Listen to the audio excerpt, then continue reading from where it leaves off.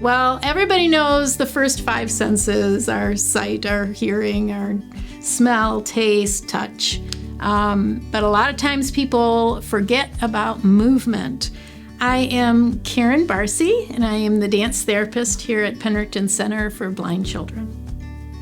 Active learning is a learning approach that was developed by Dr. Lily Nielsen, and it involves setting up an enriched environment for children to help them improve learning.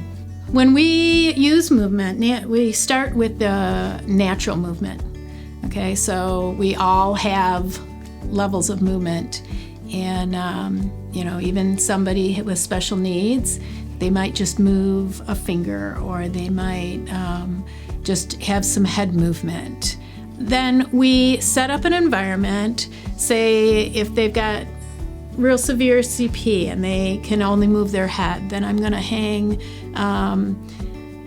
various different props. It might be a chime, it might be beads, there's lots of options. And I'd hang that near their head so that if they turn their head, they get that sense of touch. They're getting that sense of, might be a smell that they have. They might get auditory feedback from it. So there's all kinds of things that they can get, and those things come from the movement, and that's where the movement is one of the senses, because without the movement, they wouldn't be able to access those other senses.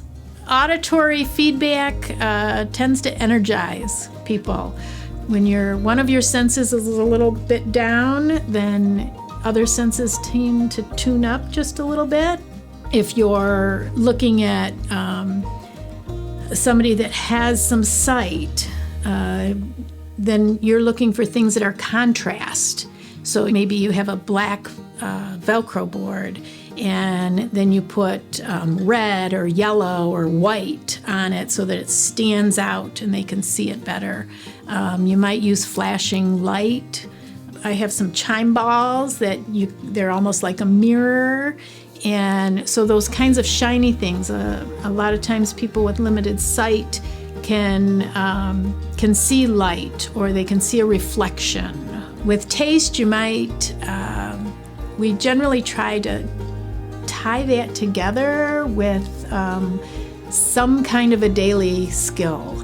So you might take pudding or yogurt or applesauce and put it on, say, a toothbrush, or several toothbrushes, and then just let them play with them. They can pick them up, they can figure out that there's something on that toothbrush, and maybe it tastes pretty good, and now they're putting that toothbrush in their mouth and they're becoming familiar with that toothbrush, and that leads to brushing their own teeth. I was working with a young lady the other day, and she opened up a container and she did not like the smell. So that was done. But our smell can also pique our interest, and it can tie together with the tasting as well. You have to look at where that child is developmentally.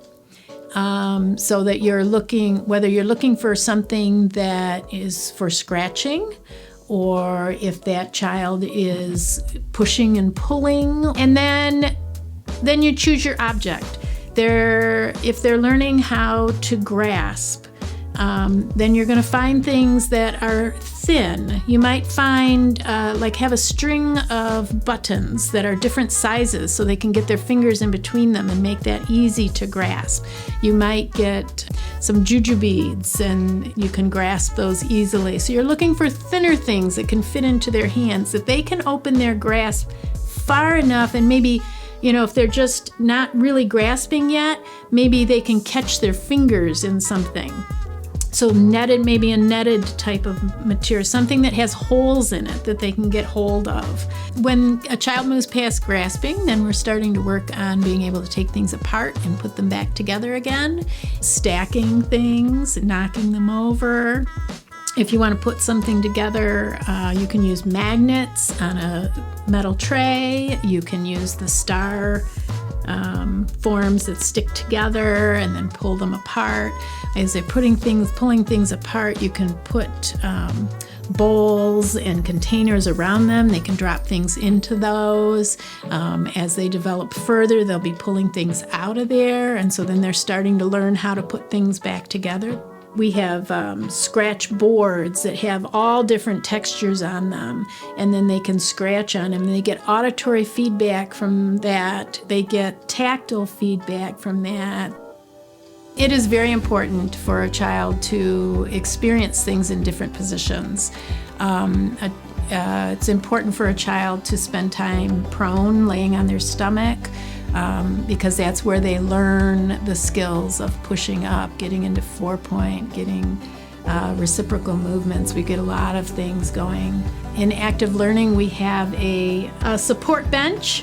Okay, so the child lies over the support bench and it raises them up off of the floor, and it frees up their hands to be able to explore things underneath them. It allows them to get into kind of a 4-point position without needing to support themselves in that position. It allows their legs to go down so that they can practice kneeling, they can be kicking. We have support benches that also have wheels so that when they're ready to start moving, they can start moving across the floor in those support benches. We want children to be working in a sitting position because that allows them the greatest range of motion with their arms. So that's really important. So you might sit with a child with them in front of you. It's kind of an active learning position down on a resonance board. You might seat a child on an SF board if they have enough trunk support so that they can start to learn that balance of seating position.